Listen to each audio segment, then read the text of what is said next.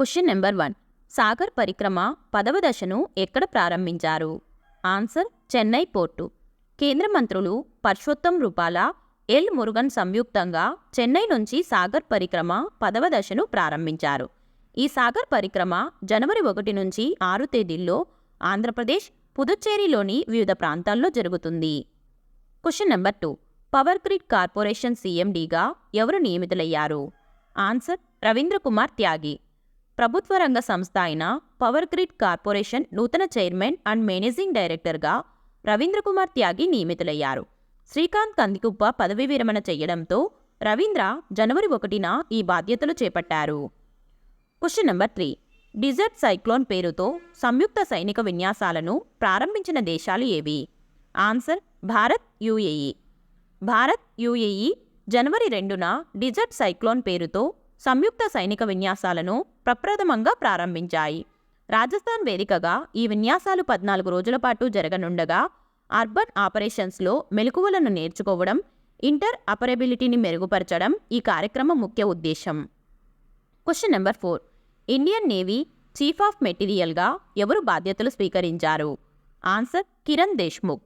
Vice admiral Kiran Deshmukh Indian navy chief of మెటీరియల్గా జనవరి 1న బాధ్యతలు స్వీకరించారు. ఇటీవల పదవీ విరమణ చేసిన వైస్ అడ్మిరల్ సందీప్ నైతానీ స్థానంలో ఆయన నియమితులయ్యారు. Question number 5. ఎక్స్రే పోలారిమీటర్ ఉపగ్రహాన్ని ప్రయోగించిన రెండో దేశం ఏది? ఆన్సర్ భారత్. అమెరికా తర్వాత ఎక్స్రే పోలారిమీటర్ ఉపగ్రహాన్ని ప్రయోగించిన రెండో దేశంగా భారత్ నిలిచింది. తీవ్రమైన ఎక్స్రే మూలాల ధ్రువణాన్ని పరిశోధించేందుకు ఇస్రో 2024 సంవత్సరంలోని మొదటి రోజునే ఎక్స్రే పోలారిమీటర్ ఉపగ్రహాన్ని శ్రీహరికోట నుంచి ప్రయోగించింది. Question number 6. ఇటీవల ఏ రాష్ట్రం ఏకకాలంలో ఎక్కువ మందితో సూర్య నమస్కారం చేసి గిన్నిస్ రికార్డుల్లో నిలిచింది? ఆన్సర్ గుజరాత్. 2024 నూతన సంవత్సరం సందర్భంగా గుజరాత్ ఏకకాలంలో దాదాపు 50,000 మందితో సూర్య నమస్కారం చేసి గిన్నిస్ రికార్డ్ నమోదు చేసింది. దీన్ని మొత్తం 108 స్థానాల్లో నిర్వహించగా మొదేరాలో జరిగిన కార్యక్రమంలో గుజరాత్ ముఖ్యమంత్రి భూపేష్ పటేల్, హోంమంత్రి హర్ష్ సంఘవి పాల్గొన్నారు.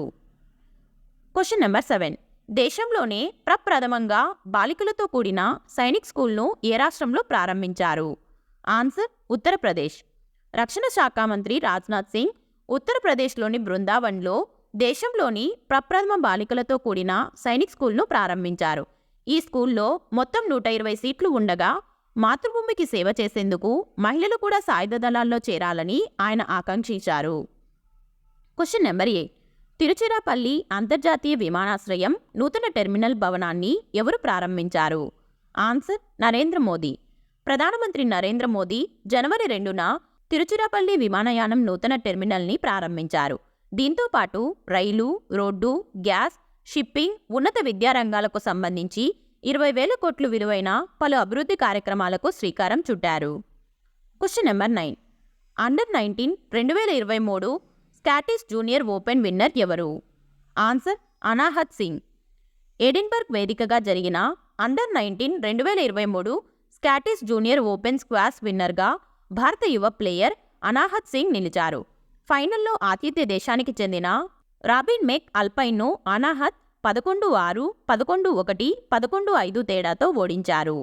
ఇక ఆఖరి ప్రశ్న, దీనికి సమాధానం మీరే తప్పకుండా కామెంట్ చేయండి.